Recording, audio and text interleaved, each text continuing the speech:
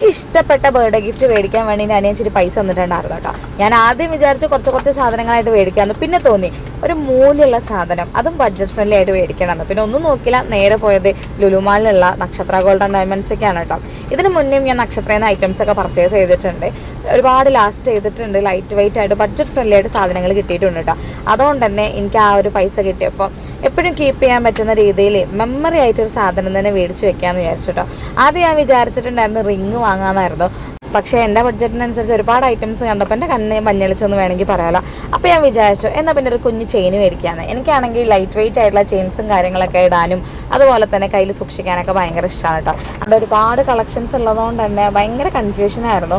പക്ഷേ കാണുന്നതൊക്കെ ഇഷ്ടമായതുകൊണ്ട് തന്നെ ഞാൻ അങ്ങോട്ട് പോവാതെ കണ്ടതിൽ ഇഷ്ടപ്പെട്ടുള്ള ഈ ഒരു ചെയിൻ എടുത്ത് അങ്ങോട്ട് പോകുന്നു കേട്ടോ. പിന്നെ നേരെ പോയിട്ടുണ്ടായിരുന്നത് നമ്മളെ ഫാഷൻ സ്റ്റോറൊക്കെ ആയിരുന്നു. എന്തായാലും കഴിഞ്ഞ തവണ വന്ന സമയത്ത് തിരക്കായതുകൊണ്ട് ഒന്നും അങ്ങോട്ട് എൻജോയ് ചെയ്യാൻ വേണ്ടി പറ്റില്ല കേട്ടോ. ഇത്തവണ ഞാനും അമ്മയും കൂടി അങ്ങോട്ട് തകർത്തു എന്ന് പറയാമല്ലോ.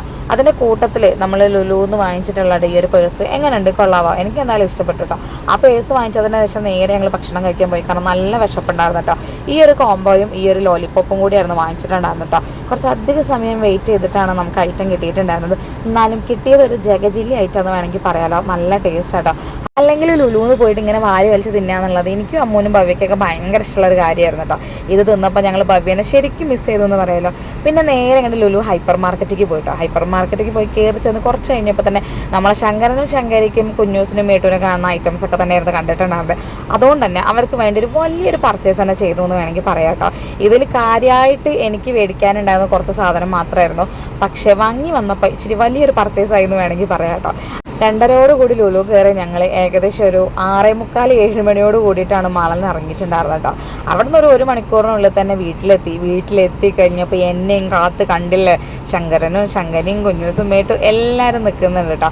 അവരെ നിരാശപ്പെടുത്തണ്ടെന്ന് വിചാരിച്ചിട്ട് ലുലുന്ന് വാങ്ങിച്ചുള്ള കട്ട് ഫ്രൂട്ട്സ് കുറച്ച് അങ്ങോട്ട് കൊടുത്തു കേട്ടോ. ശങ്കരിനും അത് കഴിച്ചു, പക്ഷെ മേട്ടനും കുഞ്ഞൂസും എനിക്കൊന്നും വേണ്ടത് എന്നുള്ളൊരു ഭാവം തന്നെയായിരുന്നു കേട്ടോ. ഈ തക്കത്തിൽ അറിയാതെ അങ്ങോട്ട് കൂട്ടിൽ കയറാൻ ശ്രമിച്ചതായിരുന്നു കുഞ്ഞൂസ്. ഒന്നും നോക്കില്ല, ഞങ്ങൾ ആ ഡോർ അങ്ങോട്ട് അടച്ചിട്ടോ.